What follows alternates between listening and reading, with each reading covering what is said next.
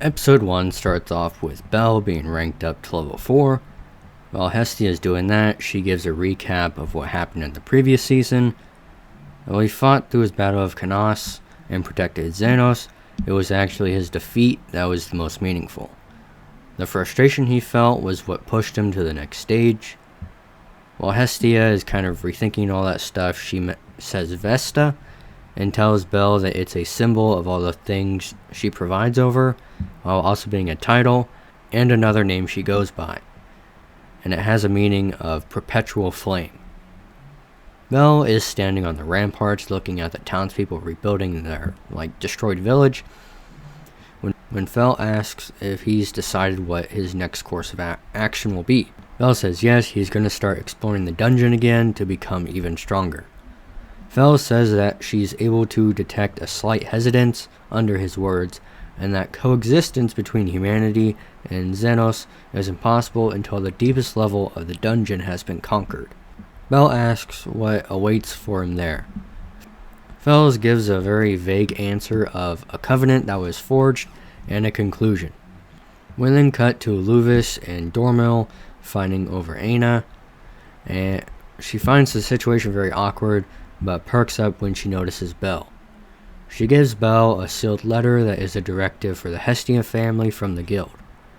While Hestia is reading the letter, she finds it annoying, but it works out because they were planning on going back to the dungeon once everyone was ready anyway. The directive says that they only have to break their current level record and bring back some items, but Bell says he wants to push forward for Wine and Xenos, and for themselves, and wants them all to get stronger. Hestia says they might as well reach out to Take and Miach to have them provide support. We then get shots of all the members going around asking for assistance. Mikoto goes and asks Take. He has no problems lending them assistance and asks if she wants to spar with him for a round. Lily is in charge of asking the Miach family. The members who will help are Cassandra, Daphne, and their captain, Naza, who will provide logistical support like securing items and such. As Lily is jotting down everyone's abilities and coming up with the battle formation, she also mentions that Aisha will be joining them.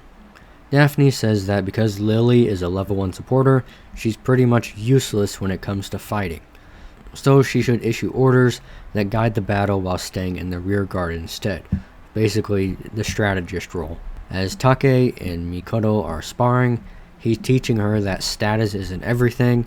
It all comes down to techniques and tactics, and that you also need energy, effort, and strong conviction to see things through to the end.